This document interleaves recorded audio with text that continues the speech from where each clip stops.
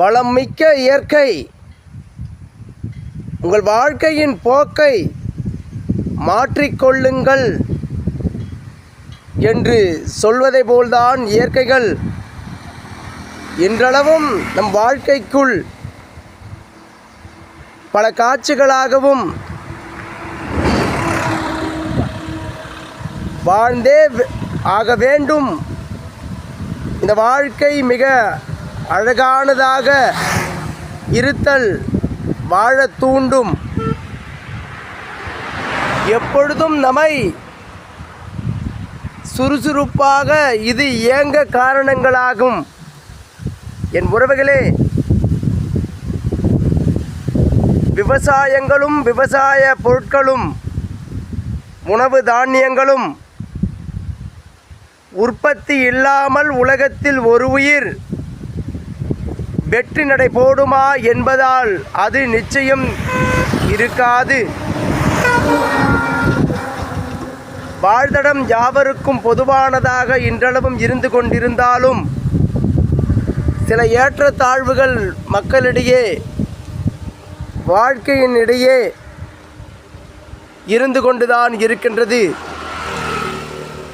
அது யாவருக்கும் பொதுவான ஒன்றாக விவசாயம் உள்ளது.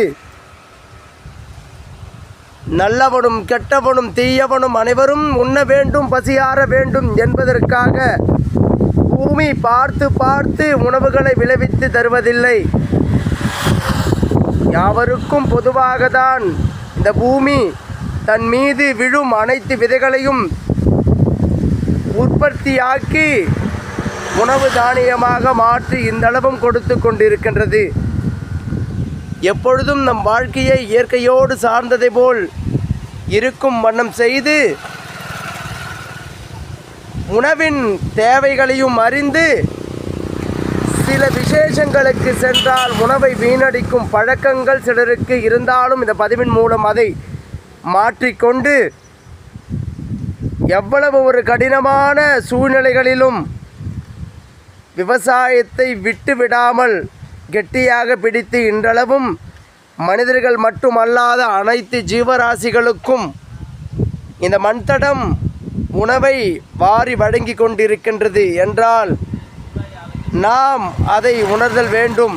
இயற்கையோடு எப்பொழுதும் இருக்கும் ஒரு வாழ்க்கையை நாம் வாழ்க்கையாக எண்ணி அழகூற இந்த வாழ்வியலை கையாளும் மனப்பக்குவத்தை அடைவோம். என் உறவுகளே, இயற்கையை போற்றுங்கள், விவசாயத்தை பாராட்டுங்கள்.